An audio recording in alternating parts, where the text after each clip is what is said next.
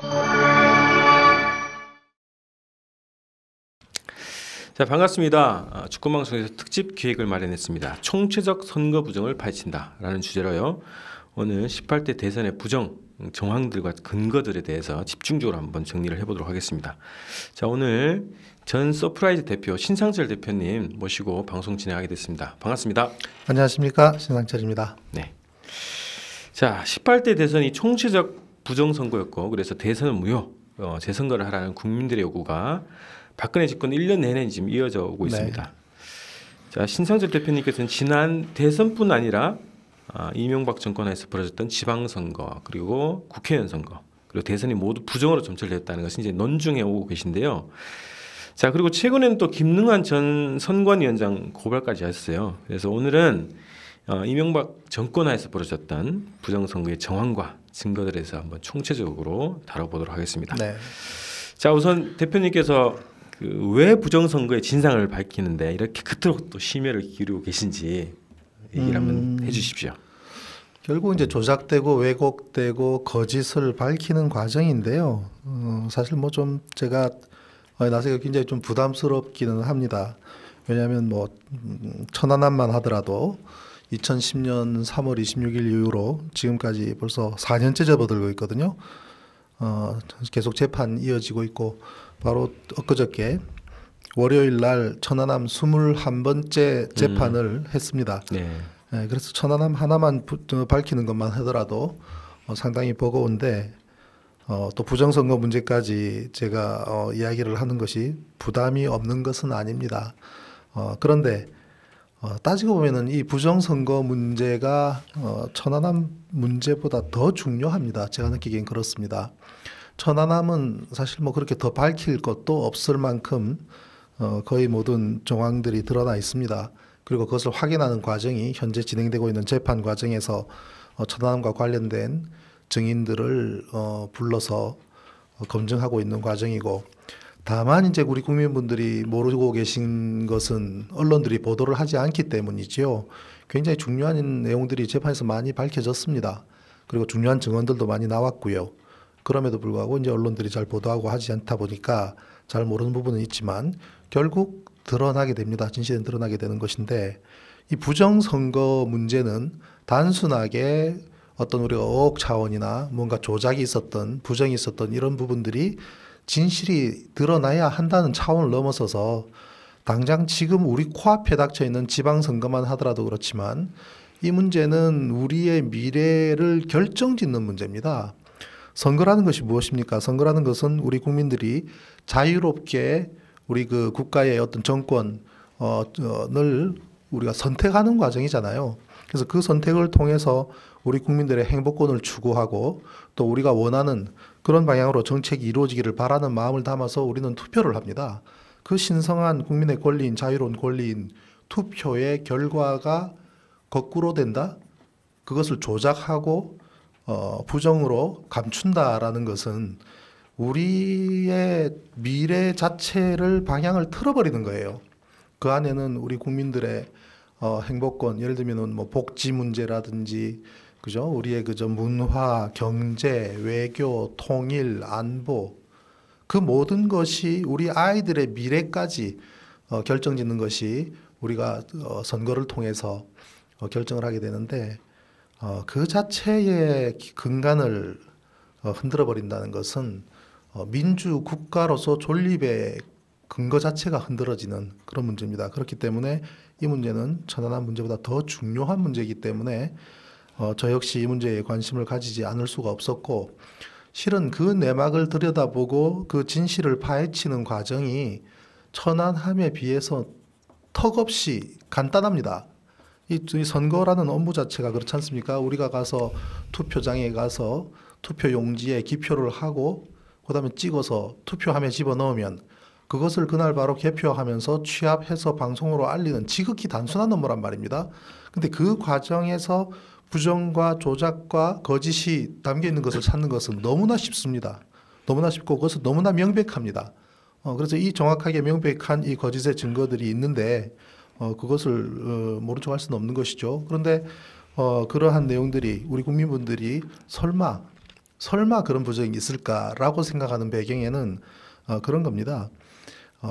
선관이라고 중앙선관이라고 하는 선거 업무를 주관하고 그 업무를 관장하는 그 공적인 기관이 그것도 사법기관 아닙니까? 예, 우리 중앙선관위원장은 대법관 아닙니까? 그럼 그런 공적인 기관이 이런 어마어마한 엄청난 부정을 백주대낮에 저질렀을까 설마라고 하는 그 인식이 굉장히 중요하게 자리를 차지하고 있습니다. 그래서 그것을 하나하나 설득력 있게 또 이해하기 쉽게 하나하나 풀어 헤치면서 알리다 보니까 지금 여기까지 오게 된 것 같습니다. 그 최근에 김능환 전 선관위원장, 이 아까 말씀하셨던 것처럼 이 선관위가 선거 업무를 총괄하는 그런 네. 기관인데요. 이 기관장 지금은 이제 그 사퇴를 했지만 그 고발 조치를 했어요. 네, 했습니다. 왜 하셨는지 하고 어떤 내용으로 하신지 알려주십시오. 사실 이제 지난 2012년 대선에 대해서 이 대선에 문제가 있다고 한 것은 많은 사람들이 그때 문제 제기를 했지 않습니까? 그러다 보니까 그 당시에 이 선거는 부정선거다라고 해서 인터넷상에서도 수많은 사람들이 관련 분석글들을 올렸고 또 그것을 이의 제기를 하자고 하는 그런 청원 운동이 일어나서 그 당시에 23만 명 정도가 서명을 했던 건 다 아실 겁니다. 그렇게 해서 당시에 대선 후보였던 민주당 후보였던 문재인 현 의원한테 한 달 이내에 이의를 제기했을 경우에 재검표라든지 그러한 것을 다시 우리가 검토할 수 있는 그런 것은 법적으로 보장되어 있는 권리이기 때문에 재검표로 요구를 하라고 그렇게 요청을 하고 요구하고 했습니다마는 결국 그게 이루어지지 않았지 않습니까? 네. 예, 그래서 이제 후보자로서의 할 수 있는 것은 놓쳐버렸지만 민간 차원에서 그때 소송을 제기한 게 아직도 있습니다. 예, 그래서 대법원에 지금 계류되어 있어서 대법원이 6개월 이내에 선거 관련 이 재판은 6개월 이내에 처리를 해야 됨에도 불구하고 1년이 넘도록 전혀 지금 그 진행을 시키지 않고 있기 때문에 계류된 상태에 있는데 이러한 부분들이 지금까지 계속 이어져 오면서 고소나 고발이나 그 외에 여러 가지 우리 부정의 증거들 그런 것들이 뜻 있는 분들이 고소를 하고 고발을 하고 하는데도 검찰에서는 올라오는 족족 기각을 하고요. 재판부에서는 이것을 들여다보지도 않기 때문에 다 묻혀버리는 실정이에요. 그러던 중에 정말 중요하게 나왔던 부분들이 전자개표기를 통한 어떤 그 부정행위 그러한 것들이 문제가 점점 불거지고 증거들이 나오기 시작하자 중앙선관위는 지난 대선 때 사용했던 전자개표기 전량을 교체하는 쪽으로 가닥을 잡아서 다시 말해서 범죄에 사용했던 그 개표기를 폐기 처분하고 새로운 기기로 새로운 업체와 계약을 해서 전량 바꾸는 2월 말까지 바꾸기로 해서 진행 중에 있습니다. 네. 그러면 이거는 그 증거 자체가 인멸이 되는 거거든요. 사실 그것을 다 인멸한다고 하더라도 그 기계를 통해서 나온 명백한 부정의 증거들이 드러나 있기 때문에 부정을 입증하는 데는 그리 큰 문제는 없습니다. 그렇지만 그 물건 자체를 폐기하는 것은 옳지 않다. 그래서 그러한 물건들에 대해서 우리는 그 증거 보전 신청을 해야 되거든요. 그래서 그 증거 보전 신청을 하려 그러니까 본안 소송이 또 있어야 돼요. 어떤 그 본안 소송이 있어야지 그 본안 소송에 근거해서 우리는 증거 보전 신청 들어가야 되는데 그래서 제가 부득이 김능환 전 중앙선관위원장을 고발을 하게 되었고요. 그 다음에 그 관련해서 직접적인 조작 행위가 이루어졌던 사례들 수많은 전국에 수많은 사례가 있습니다만은 그 중에 대표적으로 광주에서 광주 선관위에서의 그 부정 그리고 춘천에서의 부정 그 사례를 해서 그 세 사람을 대상으로 일단 고발장을 창원지방검찰청에 제가 고발을 했습니다. 네. 자 일단 우선은 뭐 증거 보전 차원일 수도 있고 또 최근에 드러난 구체적인 그 조작 행위를 가지고 고발 조치를 한 거네요. 자 그러면 2월 중에 본안 소송이 돼야 이 개표기 증거 보전 신청 여부가 네. 가려지겠네요. 그렇죠. 그래서 일단 검찰에서 이 사건에 대해서 조사를 하면 일단 뭐 고발인에 대한 조사부터 이루어져야 되지 않겠습니까? 네. 그런데 지금 기각을 하게 될지 또는 뭐 조사를 하라고 오라고 할지 아직까지 연락이 없는 상태이기 때문에 과연 이게 재판까지 가는데 얼마나 걸릴지 가능할지조차도 현재로서는 잘 알 수는 없습니다. 일단 그 김능환 전 선관위원장을 고발하게 된 내용을 자료 화면을 보고 한번 설명을 드리겠습니다. 네. 우선 고발장에 이제 피고발인을 김능환 전 중앙선거관리위원장은 선거 관리에 관한 전반적인 업무에 대한 책임을 묻기 위해서 당연히 이제 들어가야 되는 부분이고요. 네. 그다음 피고발인으로 광주시 선거관리위원장 또 춘천시 선거관리위원장을 피고발인 두 사람으로 이제 선정을 했습니다. 그 중에 이제 광주의 선거관리위원회에서의 잘못된 부분들은 밑으로 화면을 조금 내려보세요. 제일 중요한 부분이 광주 북구, 네. 광주 북구의 개표 상황표의 위원장 도장이 두 종류가 나옵니다. 그럼 우리가 이제 그 한 투표구에서 개표가 끝나게 되면 한 장의 개표 상황표가 만들어지게 되는데 그 개표 상황표가 이제 만들어지면 각 위원들이 도장을 찍고 그리고 부위원장 도장 찍고 위원장 도장 찍으면 바로 그것이 중앙선관위로 팩스로 전송이 되고 그다음에 그것이 취합한 것들이 방송으로 결과가 나오는 거란 말이죠. 그 최종 개표 결과가 나오고 나서 도장을 찍는 거죠. 그렇죠. 네. 그래서 이제 그 한 장이 이제 완성이 되면 도장 찍어서 전송하면 그거로서 업무가 끝납니다. 네.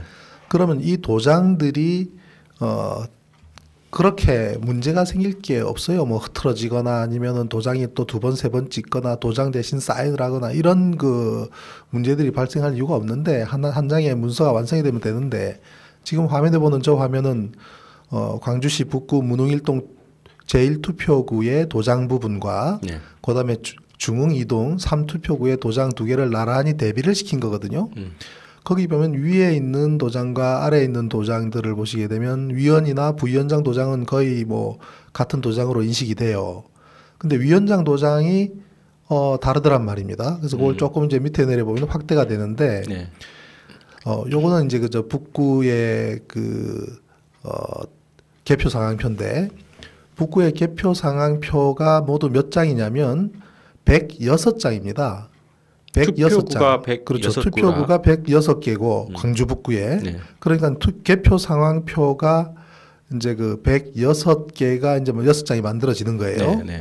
그런데 이 106장 중에서 자 됐습니다. 저 화면에서 106장 중에서 31장은 왼쪽 도장으로 찍혀 있고 75장은 오른쪽 도장으로 찍혀 있어요. 네, 그러면은 그날 개표하면서 도장을 두 종류를 썼다는 얘기가 되는데 과연 그것이 타당한 이야기냐 이 말이에요.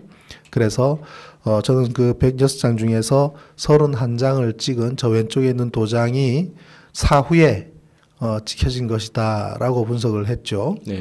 그래서 이제 이 도장을 자세히 들여다보면은 그 밑에 보면은 좌측에 보면 최인규인이라고 돼 있고 네. 오른쪽은 보면은 최인인규라고 돼 있지만 실은 저것도 오른쪽에 그것도 최자 한자예요. 최가 한자인데 네네. 보시기에 오른쪽 보면은 최인규입니다. 근데 이분은 누구냐면은 광주 지법의 부장 판사였어요 당시에. 지금 현재는 다른 곳으로 발령받아서 가신 분인데 그 당시는 이제 부장 판사님으로 이 그 광주 북구의 개표 당시에 위원장이었습니다. 예, 그래서 이제 오른쪽 도장이 본인 도장이라는 것은 나중에 사후에 이제 제가 고발하고 난 이후에 그 언론사 기자와의 통화 내용에서 이제 밝혔습니다. 본인이 오른쪽이 진짜다는 오른쪽이 거죠? 본인 도장인 것 같다라고 이야기를 했어요.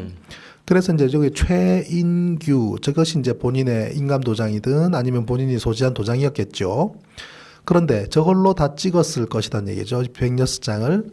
그런데 그 중에 31장이 왼쪽 도장으로 찍혀 있다.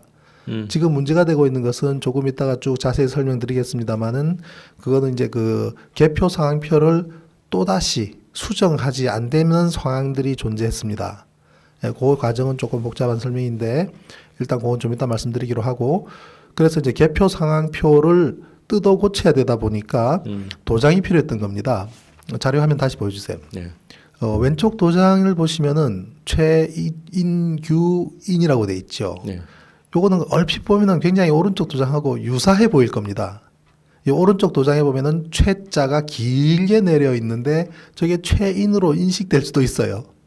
그죠? 보시기에 따라서. 네네. 저도 저건 내 두자인 줄 알았어요. 처음에는. 그러니까 오른쪽에 제가 그 고발장에도 최인, 인규라고 이렇게 최인을 두자로 이렇게 써놓았던 것도 저걸 최인의 두자로 제가 인식을 했기 때문에 그런 건데, 저거하고 유사하게 만든다고 왼쪽 편에 만든 도장이 사실은 내자가 최인규인이 돼 있기 때문에 규자 위치를 보시면 서로 다르다는 걸 알 수가 있죠. 그렇죠. 그래서 얼핏 네. 보면 비슷하지만 실제로는 잘못 만든 도장이라는 겁니다. 그래서 이거는 엄연히 개표 상황표를 조작한 증거다고 해서 제가 이제 저것을 고발을 이제 한 것인데, 네.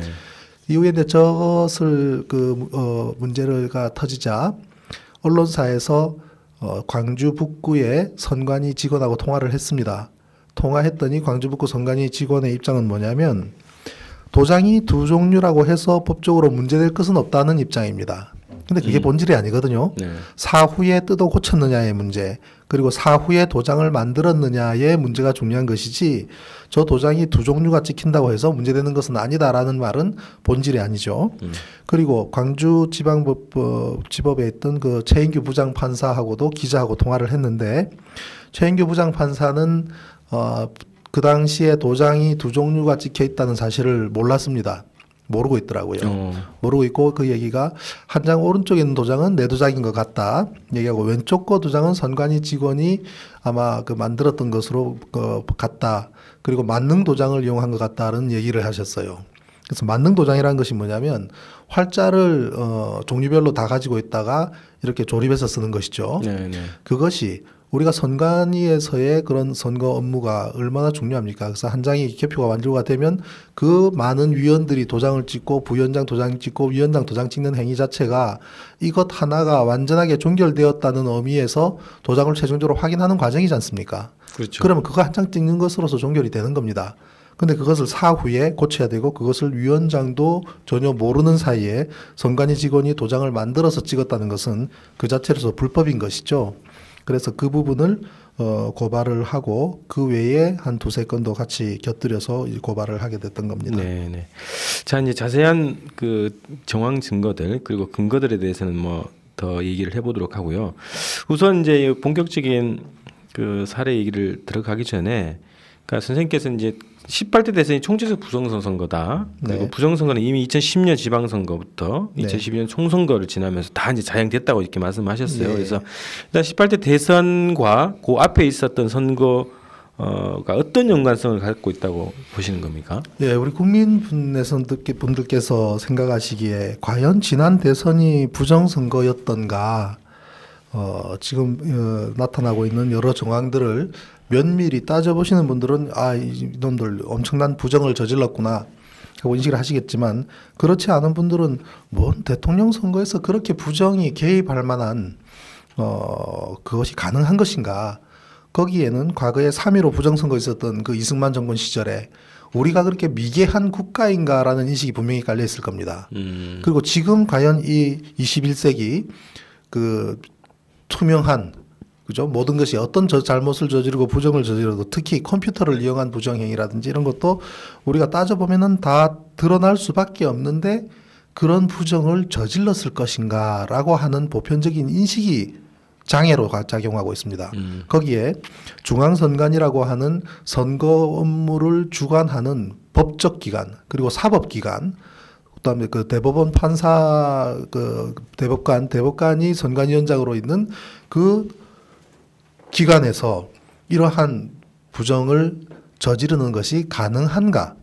그리고 그렇게 하려고 그러면 중앙선관위가 조직적으로 깊숙이 담합해야 되는데 그것이 가능한 일인가라고 하는 이런 보편적인 인식이 이 진실에 접근하는데 굉장한 장애로 작용을 하고 있습니다. 네. 예, 그래서 이제 제가 2012년 대선이 있기 전부터 저는 그게 칼럼을 그렇게 썼습니다. 이번 대선은 역사상 찾아볼 수 없는, 유례가 없는 최악의 부정선거가 될 것이다 라는 내용의 칼럼도 쓰고 주장을 했는데, 그 이유는 뭐냐면 저 집단들, 이명박 정권 그 집단들은 부정을 저지르지 않으면 안 되는 필연적인 그런 어떤 배경과 함께 그 이전에 총선과 그다음에 그 전에 있었던 지방선거, 2010년 지방선거와 그다음에 대선 직전에 있었던 총선에서도 그러한 부정의 사례를 제가 직접 보고 경험을 했기 때문에 그 부정이 저질러질 것이라고 충분히 예측할 수 있었고, 그렇기 때문에 부정을 저지른 것에 대한 증거를 보다 명확히 잡아낼 수가 있었던 것이죠. 네. 그래서 이제 2010년부터 이제 어떤 부정이 있었는지 한번 제가 그 파워포인트 자료를 보고 네. 한번 쭉 설명을 한번 드려보도록 하겠습니다. 네. 자, 보면서 얘기를 하겠습니다. 자, 2012년 총체적 부정선거라고 해서 파워포인트 자료를 만들었는데요. 2010년 지방선거 당시에, 그럼 2010년 6월 2일입니다. 지방선거가. 네. 저 때는 사실 저도 굉장히 좀 천안함 문제 때문에 사건이 막 열리고 있던 그때예요. 그러니까 2010년이면 3월 26일 날 천안함 사건이 발생을 하고, 제가 관련해서 칼럼들을 쓰면서 천안함 사고 원인을 분석을 하기 시작한 것이 3월 28일부터였거든요. 네. 천안함 사고가 난 이틀 뒤부터.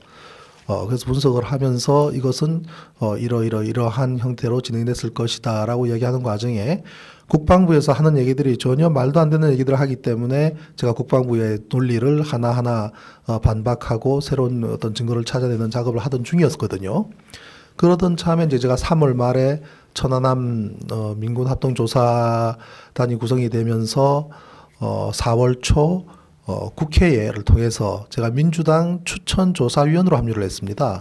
네, 그래서 이제 4월 중순에 국방부로부터 연락을 받고 4월 30일 날은 제가 평택 이함대에 가서 천안함을 보고 조사를 했죠. 하니까 이분들이 이제 천안함을 사고 원인에서 폭발을 제외한 그 어떤 것도 다루질 않아요. 그래서 좌초라는 가능성조차도 전혀 이제 다루지도 않고, 그래서 제가 증거 정황을 들어서 이것은 좌초가 명확한데 왜 그것을 아예 좌초라는 것을 다루지조차 않느냐라고 이 제기를 하니까, 그런 얘기는 하지 마라. 좌초는 논의 대상이 아니다, 조사 대상이 아니다라는 식으로 얘기를 했었어요. 그래서 이제 제가 이제 그것을 바깥에서 글로 통해서 또 칼럼으로 또 인터뷰로 지금 그 천안함 조사와 관련해서 국방부가 사실을 왜곡하고 어떤 내용을 조작하고 있다, 폭발로 몰아가고 있다라는 내용을 제가 밝히고 나니까 이제 국방부에서 이제 저를 이제 고발을 했습니다. 그게 이제 5월 달이었어요. 5월 달에 국방부에서 이제 저를 고발을 하고, 그래서 사실 저는 천안함 사건 하나만 하더라도 그때 이제 새롭게 이제 검찰 가서 조사를 받아야 되는 문제, 또 그런 복잡한 상황이었는데, 6월 2일 날 지방선거를 바로 코앞에 두고 이제 5월 24일 날, 그러니까 열흘 한 8일 전에 이명박 대통령은 전쟁기념관 앞에서 북한을 맹렬하게 비난하면서 천안함 사고 원인에 대해서 책임을 묻는다 하고 소위 말하는 5.24 조치를 통해서 대북과 남북 간의 어떤 경협이라든지 모든 것을 동결을 합니다. 네. 그리고 나서 이제 일주일 지난 8일 정도 지난 6월 2일 날 지방선거가 열리게 되는 거거든요. 그렇기 때문에 이 천안함 사건에서 그 주체가, 그 사고의 그 원인 유발자가 북한이라고 적시를 하고, 그리고 이제 그것이 바로 지방선거로 이어지는 소위 북풍을 불러일으키는 그러한 역할을 했지만, 실은 지방선거에 있어서 그렇게 북풍이라는 그 염려는 거의 뭐 할 필요도 없을 만큼 국민들한테는 그게 인식이 되지가 않았었지요. 그래서 이제 6월 2일 날 지방선거가 있기 전에 배경은 그렇습니다. 근데 6월 2일 날 서울 그 시장선거 부분을 한번 집중 보면, 아까 그 자료 좀 올려봐 주세요. 네. 이 그 서울시장 선거가 지방선거가 있기 전에 여론조사를 보면 말이죠. 오세훈과 한명숙 그 후보 간의 이 그 여론조사가 전부 10% 이상입니다. 모든 매체가, 저기 화면에 보시는 것처럼 동아일보, 조선일보, 한겨레, 그 지상파 3사 그 방송들, 그리고 밑에 보면 동아일보, 또 이런 모든 여론조사가 10% 이상 압도적으로 오세훈이 우세한 것처럼 나오는 거죠. 네. 그런데 실은 어땠습니까? 박빙으로 끝났거든요. 그렇죠. 박빙으로 끝나고 오세훈이 서울시장 당선이 되고 한명수 후보는 졌죠. 그랬지만 박빙인데도 불과 며칠 전까지의 여론조사가 10% 이상 저렇게 벌어진 것은 과연 여론조사 기관들이 한테 과연 뭐 어떻게 했길래 저런 조사가 나올 수가 있는가. 저거는 아마 연구 대상일 겁니다. 그러니까 우리가 절대로 여론조사를 믿을 수 없다는 것이 2010년 6.2 지방선거의 사례를 스타디를 해보면 여론조사는 하나의 참고 자료일 수는 있지만 얼마든지 저렇게 달라질 수 있다. 또 다르게 나오도록 만들 수도 있다라는 것을 보여준 케이스인데 자, 6.2 지방선거 때 서울시장 여론조사는 저렇게 했는데 결과는 어땠느냐. 서울시를 놓고 보면요. 서울시 25개 구 가운데 21개 구가 민주당이 압승을 합니다. 압승이죠. 그죠? 25 가운데 21개. 지금 현재 오늘 현재 서울시의 25개 구 가운데 21개 구는 민주당 구청장입니다. 우리가 피부로 잘 못 느껴서 그렇지. 물론 그 민주당 구청장들은 나름 열심히 구청장으로서의 역할을 하고 정직하고 깨끗하게 하고 있을 거라고 생각은 합니다만 민주당 그 구청장이 25개 구 가운데 21군데를 싹쓸이하고 있다고 해서 세상이 크게 달라지는가 그거를 봤을 때는 그렇지는 못한 것 같아요. 예, 우린 답답하죠. 예. 그러면 그때 6.2 지방선거 때의 구청장은 저렇게 싹쓸이 하다시피 승리를 했는데 왜 서울시장을 졌느냐 이 말이에요. 이상했죠. 대한민국 역사상 서울에서 압승을 한 정당에서 시장이 패배한 사례가 존재하지 않습니다. 그 말은 무슨 얘기냐면 지금 오세훈 대 한명숙이 2만 표 차이로 오세훈 승리로 끝나 있거든요. 예. 그다음 노회찬 후보가 14만 3,459표 받지 않습니까? 저때 이제 그 다음 날 아침에 결과가 저렇게 나오니까 노회찬 후보가 욕을 많이 먹었습니다. 노회찬 후보가 끝까지 후보 사퇴하지 않고 하는 바람에 한명숙 후보가 졌다. 만약에 노회찬 후보가 그 한명숙 후보를 지지하고 사퇴를 했더라면 한명숙 후보가 이렇게쓸 것 아니냐. 그래서 이제 욕을 많이 먹었는데 천만의 말씀입니다. 전혀 노회찬 후보하고 상관없습니다. 왜냐? 저 오세훈 후보가 한명숙 후보한테 이긴 2만 표라는 것은 어떻게 만들어졌는가 하면 참 기가 막힙니다. 다른 모든 선거구에서는 서울 시내에서 저녁에 이제 투표가 끝나고 난 뒤부터 바로 개표가 이어졌는데 그 강남 3개구 그리고 강동구 그쪽 소위 말하는 저쪽은 그 서초, 강남, 송파, 강동 이쪽 지역은 인구도 제일 많고요, 서울에서. 네. 그리고 보수 성향이지 않습니까? 그죠? 그래서 서초구청장, 강남구청장, 송파구청장은 민주당이 이기기 힘든 지역입니다. 네. 이 지역에서 결국 새벽에 뒤집어지는데요. 그날 밤에 밤 10시가 되도록 이 서초 3개구는 강남 3개구는 개표도 하지 않습니다. 개표를 하지 않고 어떤 이유인지 시간을 미룹니다. 몇 시에 그러다가 밤 거죠? 10시 지나서부터 슬슬 개표를 시작을 해서 네. 새벽이 될 때까지 새벽 1시가 될 때까지도 강남 3개구는 개표함이 얼마 열리지도 않는 상태로 갑니다. 그때 민주당에서는 자체적으로 굉장히 그 승리에 들떠 있었어요. 그 당시에. 그래서 이제 밤 12시 넘어서 그 당시에 이제 한명숙 후보는 시청 부근에 찻집에서 그 참모들하고 함께 차를 마시고 있었고 그때 이해찬 전 총리 역시 함께 있었는데 12시가 넘어서 민주당이 압승입니다라고 했을 때 거기 모인 분들이 이런저런 얘기 중에 그러면은 우리가 승리했으니까 서울시에 어떻게 구성을 할 것인가 그런 문제도 논의를 하고 있었다 그래요. 네. 심지어 부시장을 누가 하면 좋겠느냐 그런 이야기도 오고 갔다고 얘기를 할 정도로 민주당은 구청장도 압승을 했고 이미 그때는 그 시간에는 당선 확실된 구청장 후보들이 그 속속 드러나고 있었을 당시이기 때문에 민주당은 축제 분위기였죠. 그랬는데 당연히 그러면은 서울시장 후보인 한명숙 전 총리도 서울시장으로 당선이 확실시되는 걸로 인식을 하고 있었는데 새벽에 밤 새벽 1시쯤 되어서 어떤 일이 있냐면 이해찬 전 총리께서 그랬다 그래요. 지금 강남 3구가 지금 어떻게 되어 있는지 한번 전화 한번 해봐라. 하고 연락을 했더니 강남 3구에 전화를 받는 사람이 없더랍니다. 민주당의 예. 참관인들이 좀 기가 막힐 노릇이죠. 예. 그래서 제가 그걸 어떻게 알았냐면은 선거가 끝나고 난 다음에 아마 그 당시에 지켜봤던 분들은 새벽 1시쯤 됐을 때는 민주당이 승리했다, 서울시장도 승리했다 생각하고 다 주무셨을 거예요. 뒤풀이하고 그런데 있습니다. 아침에 일어나니까 뒤집어져 있었던 거죠. 예. 그래서 그 다음 날 제가 이제 그 한명수 전 총리 캠프에 가서 그 총리님한테 위로차 인사를 드렸어요. 그 당시에 이제 그 한명수 후보 캠프가 여의도에 저희 사무실이 있던 건물 바로 맞은편에 있었습니다. 그래서 제가 자주 왔다 갔다 하기도 했었는데, 특히 저는 그때 5월 달에 검찰에 고발을 당하고 그리고 그 전에 그 합조단하고의 불편한 관계 때문에 상당히 전화 때문에 저는 굉장히 시달렸었습니다.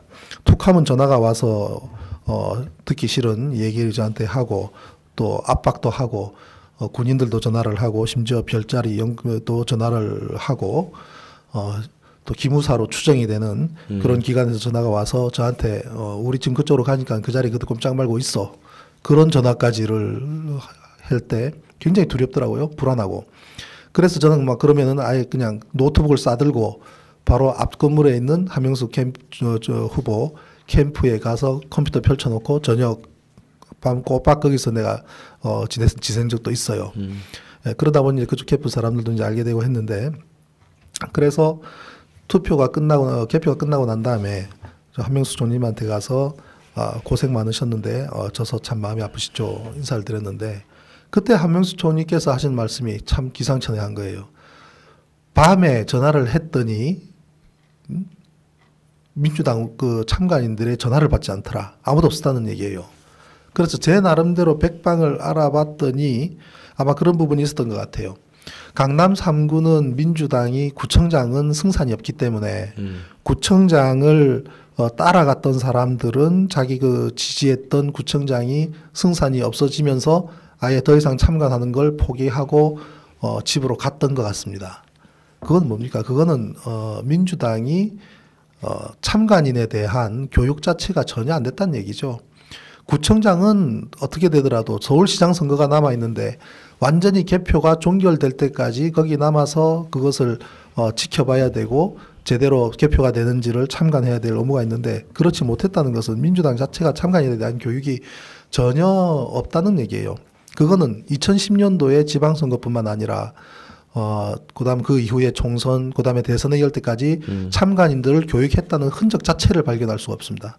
그래서 민주당 도대체 참관인 교육 어떻게 하느냐고 난리를 치고 이제 그렇게 했는데도 전혀 그 부분은 반영이 되지 않는데, 그랬던 잘못이 첫째가 존재하고요. 두 번째는 그나마 남아있었던 참관인들을 어떤 방식으로 돌려보냈을지는 모르겠지만 아무튼 야당 참관인이 없었다는 겁니다. 그렇기 때문에 그 사이에 밤사이에 어떤 일이 벌어졌는지는 명확하게 증거로 남아있는 것이 없기 때문에 이 부분에 대해서 문제를 이제 삼지 못했지만 명확하게 그런 정황이 존재한다. 거기에 대해서는 통계적으로 내보더라도 구청장이 압승을 했는데 시장이 진다 그러면 이건 거예요. 구청장은 민주당 구청장을 찍고 시장은 오세훈을 찍은 사람이 많았다는 얘기가 되는 거거든요. 그렇죠. 그게 과연 가능한 이야기인지. 시장은 한명수 민주당 후보를 찍었지만 구청장은 우리 지역 사람이고 우리 친척이고 뭐 아는 사람이고 해서 구청장은 한 나라를 찍는 사람도 적지 않단 말이죠. 그러면 양쪽을 거의 쌤쌤 보더라면은 그건 변화가 없는 겁니다.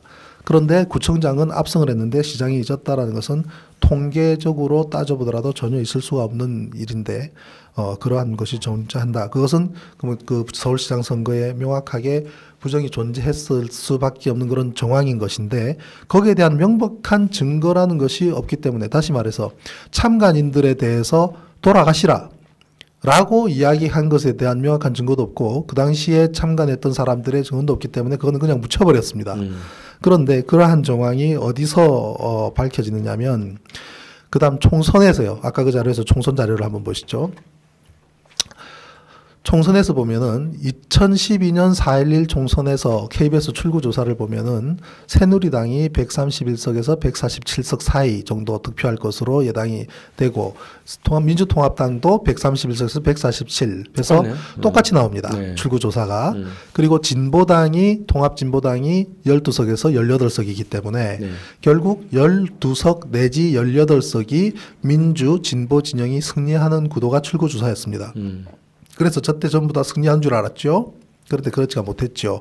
자, 그러면 저때 박빙 지역이 몇 군데가 있었냐면은 33군데였습니다. 총선 당시에.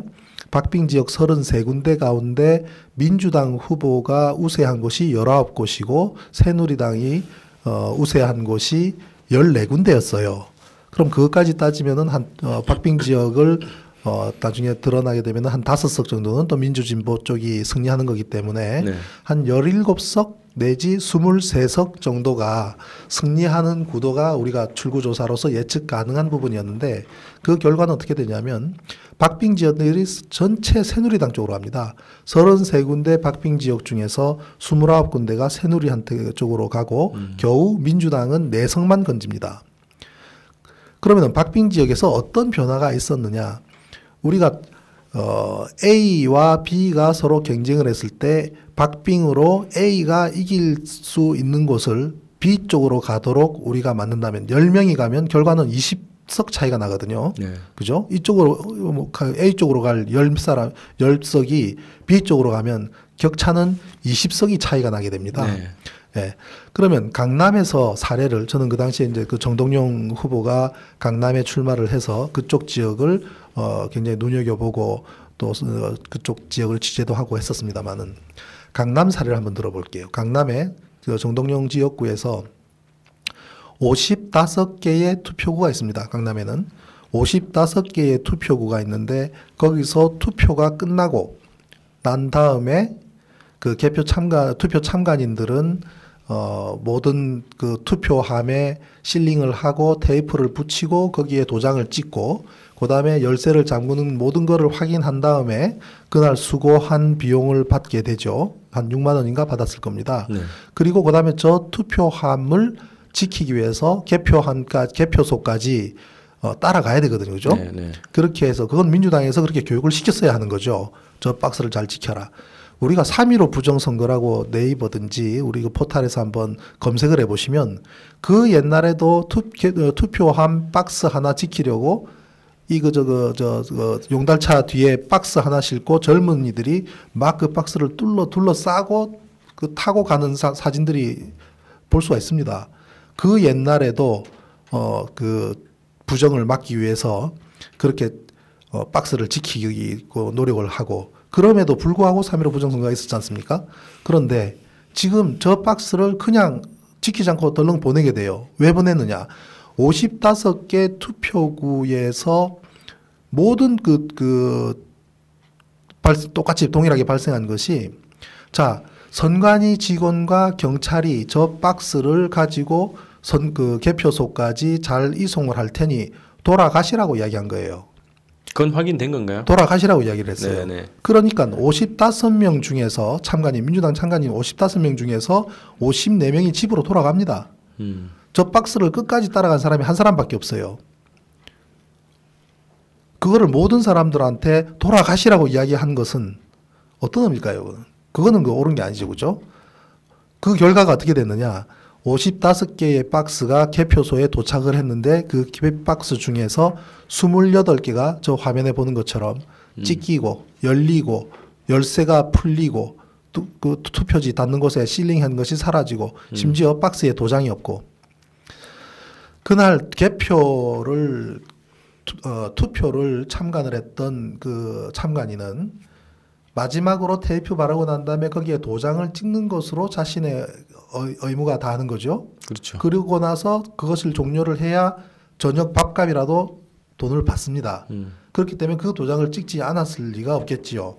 그런데 개표소에 도착한 그 투표함에 도장이 없다는 것은 박스가 통째로 박혔다는 건 밖에 방법이 없죠. 그럼 과연 그렇게 해도 되는가? 밝힐 방법이 없습니다. 왜냐하면 투표함 박스 안에 3,000표가 들어있다고 가정을 하십시다. 그러면 그 안에 A 후보와 B 후보가 서로 두 후보가 경쟁을 하는데 A 후보도 1,500표고 B 후보도 1,500표라고 가정을 하십시다. 그럼 둘이가 똑같은 거 아니에요, 그죠? 예. 그런데 그 박스를 없애버리고 A 후보는 2,000표가 들어있고 B 후보는 1,000표가 들어있는 박스를 교체를 한다고 하더라도 전혀 밝힐 방법이 존재하지 않습니다. 그 3,000명을 다시 투표를 시키지 않는 한 밝힐 방법이 없어요. 왜냐하면 투표 용지에 일련 번호가 없기 때문입니다. 우리가 투표하러 들어갈 때 삼각형을 자르고 들어가죠.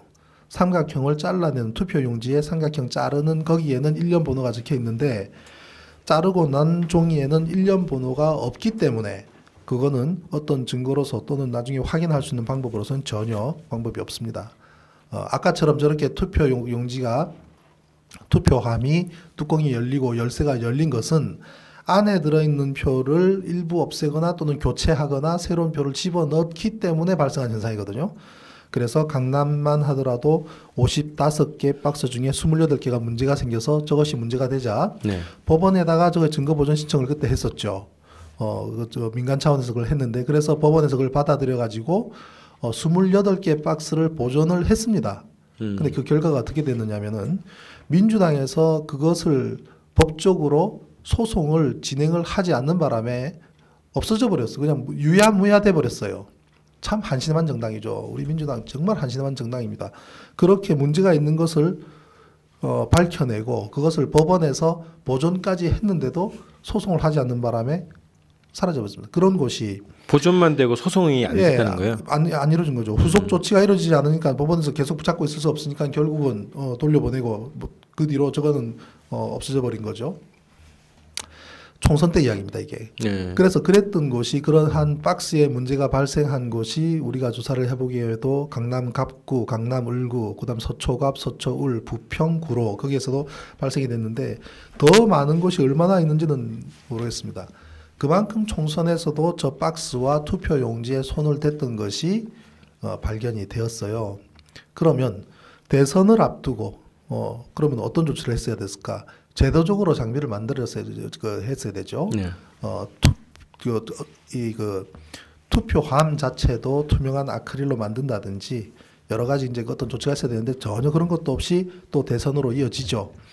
예, 그래서 대선 때는 어떤 문제가 있었는지 한번 또 아까 저 자료로 한번 다시 또 말씀을 드릴게요. 네. 대선 부정 사건을 또 집중적으로 2012년 대선에 핸드폰은 박지원 민주당 의원 핸드폰입니다. 박지원 씨는 정보통 아닙니까? 네. 심지어 국정원에는 물론 청와대에조차도 자신한테 정보를 주는 사람이 있을 정도로 이명박 시절에 그럴 정도로 저런 정보통인데 저분의 핸드폰을 기자가 카메라로 땡겨서 찍은 거예요. 기간별 출구 조사입니다 해서 보고가 된 거예요. 박지원 의원한테. 삼성에 분석한 결과는 문재인 50.8, 박근혜 48.6, 한국리서치도 문은 47, 박 42, KBS, YTN, 청와대 자체 조사도 문이 앞서, 그리고 국정원, 그 밑에 이제 가려진 손에는 뭐가 있냐면 국정원, 그 다음에 리서치뷰에서도 문재인이 승리하는 걸로 모든 자료와 모든 정보가 문재인 후보가 승리하는 걸로 저렇게 나옵니다만은 저거 자체가 증거가 될 수는 없지만 네. 결과는 박근혜가 51.6%, 문재인 48.0으로 이제 끝납니다. 그래서 지난 대선은 이제 분석을 해보면 처음에는 이제 89.9% 50대 투표율이 좀 상당히 문제가 됐었죠. 네. 나중에 저거보다는 작게 선관위가 결국 발표를 했습니다만은 저 문제가 나왔을 때 난리가 났었습니다. 왜냐하면 통계학적으로 존재하지 않는 수치라는 거죠. 왜냐하면 50대 투표율이 전국에 89.9, 즉 90%라면 어떤 지역이 85% 정도가 있는 지역이 있다면 어떤 지역은 95%가 존재해야 돼요. 그 지역의 95%가 다 투표를 한다? 50대가 그렇게 50대가 부지런합니까? 예, 그래서 저런 거는 통계학 기초를 흔든다 해서 논란이 처음에 있었지만 그것은 그렇게 중요한 문제는 아니지만 아무튼 논란이 불을 지폈었고요. 그다음 가장 존재할 수 없는 개념이 혼표라는 개념이에요. 혼표. 네. 혼표라는 게 존재한다는 것 자체가 난센스예요. 그렇다면 저 기계는 존재할 이유가 없는 거예요. 혼표라는 게 뭐냐면 박근혜 표 안에서 문재인 표가 분류되는 현상이 발견되는 겁니다. 지금 저 오른쪽에 보면은 저 사람 손가락으로 집가 있는 것이 저기 기계에 붙어 있는 쪽지에는 뭐라고 적혀있냐면 박근혜 표 이렇게 되어 있습니다. 박근혜 표라고 쭉 들어오고 기계로 분류되는데 보면 두 번째 도장이 동그랗게 찍혀 있어요. 네. 그것도 선명하게. 그 왼쪽에 있는 걸 보면 전부 문재인 동그라미 되어 있는 저 표들이 박근혜 표 안에서 골라낸 거란 말이에요. 박근혜 표가 모이는 곳에 문재인 표가 저렇게 들어간다는 것은 들어가도록 만들었기 때문이지요. 예, 저 기계가 대통령을 뽑는 기계인데, 예? 우리가 그저 중학교, 고등학교, 전국의 중학교, 고등학교에서 쓰고 있는 OMR 카드 리더기, 즉 애들이 학교에서 시험 칠 때마다 채점하는 그 기계도 저런 오류가 안 납니다. 주변에 교사들한테 한번 물어보십시오. 중학교 교사, 고등학교 교사들한테 물어보십시오. 1번에다 동그라미 새까맣게 칠했는데 2번으로 카운트하는 사례 본 적이 있느냐 물어보시라고요. 없습니다. 하나를 찍어야 될 때 두 개를 찍는다든지, 그 다음에 중간에 선이 물린다든지, 그런 경우는 미분류표로 튀어나와야 되지요. 네. 네, 그런데 저렇게 혼표가 존재한다? 말이 안 됩니다. 그래서 선관위에다가 왜 저런 혼표가 발생을 하느냐라고 어느 기자가 질문을 했더니 답변이 과간입니다. 날씨가 추워서 그렇답니다. 날씨가 추워서. 그리고 3% 내지 4% 100장마다 석 장 내지 4장의 혼표가 발생한다고 자기들은 뭐 공식화 시키듯이 이야기를 합니다. 네. 네? 저 기계를 만든 회사가 어디냐면 주식회사 한틀 시스템이라고 우리나라의 금융권에 왜 돈 지급하는 기계 있잖아요. ATM기. 네네. 그리고 수표 인식기. 10,000원짜리, 50,000원짜리 구분하는 그 기계. 그 기계를 납품하는 굉장히 실력 있고 납품 실적이 좋은 회사입니다. 10,000원짜리와 50,000원짜리가 혼돈이 일어난다면 우리나라 경제 대란이 일어날 겁니다. 그렇죠. 수표 인식 제대로 못한다면 위조 수표들이 난리가 칠 겁니다. 그런 일이 발생하지 않거든요. 그런 회사에서 만든 기계가 저런 오류를 나타낸다? 말이 안 되는 겁니다. 심지어 춘천에는 어떤 일이 있냐면은 그 지역에 1,200명이 투표를 했는데 600명 정도가 박근혜 표든 문재인 표든 저 기계를 통해서 분류가 되고 나머지 600표는 미인식표로 빠져나옵니다. 인식 자체가 안 됐다는 인식 거예요? 자체가 안 됐다는 거예요. 그래가지고 그것은 사람의 손으로 수작업으로 나중에 이렇게 정리를 해서 이쪽 저쪽 배분을 해줍니다. 춘천 쪽은 난리도 아니에요. 미인식표가 절반이 넘는 곳도 있고요. 절반이 넘고 50%에 육박하는 곳도 있고 심지어 33%, 25%는 숱하게 있습니다. 1,000장을 카운트를 했는데 250장을 읽지도 못하고 옆으로 튀어나온다는 겁니다. 왜 그렇게 했을까? 나중에 손으로 분류를 하면서 수치를 맞추기 위해서 그 작업을 했는데 그거는 나중에 개표 상황표의 조작 문제에서 함께 다룰 거고요. 오른쪽 밑에 보면은 저 투표 용지가 4장이 한꺼번에 접혀서 들어간 것이 발견이 됐단 말입니다. 제 고향이네요. 네, 그래서 저거는 저렇게 넣어도 알 방법이 없습니다. 왜냐하면 저 용지 자체에 일련 번호가 없기 때문에 저렇게 미리 그렇죠. 만들어서 찍어가지고 호주머니 넣고 들어가서 투표함에 쑥 집어넣어도 체크할 방법이 없습니다. 그래서 저거를 문제 삼으니까 선관위에서 뭐라고 하냐면 종이를 넣다 보면 4장이 저렇게 모일 수가 있답니다. 자, 그럼 저거의 증거가 뭘까요? 거기에서 어느 지역에서 투표 용지를 1,000장을 배부를 했는데 알고 나중에 개표를 해보니 1,000석장이 나오더라, 1,000넉장이 나오더라, 또는 1,010장이 나오더라. 그렇게 밝혀지겠죠. 그런 곳이 전국에 숱하게 많습니다. 한 장, 두 장 더 많게 나오는 것도 숱하게 많습니다.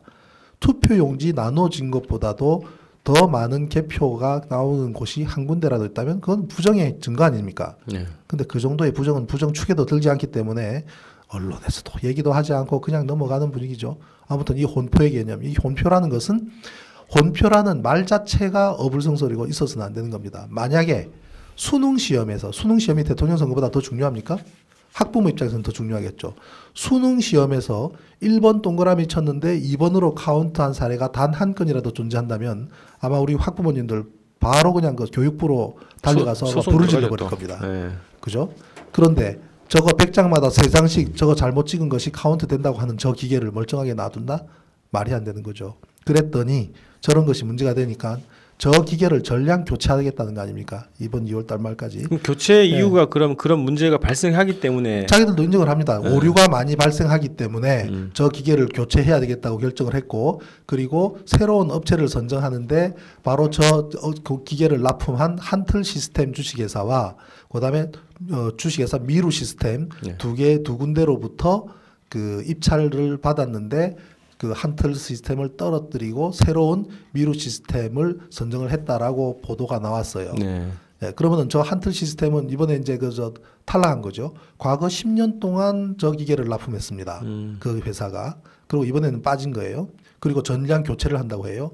결국 범죄 행위에 원하든 원하지 않았든 저 한틀 시스템은 공범의 역할을 한 것이고 이번에 저 기계 자체를 전량 폐기를 하게 되면 증거 자체가 인멸이 되는 것이죠.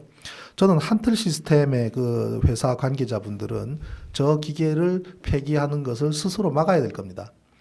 스스로 막아야 자기 회사의 제품이 저런 문제가 일으키는 형편없는 기계가 아니라는 것을 스스로 입증해야 될 겁니다.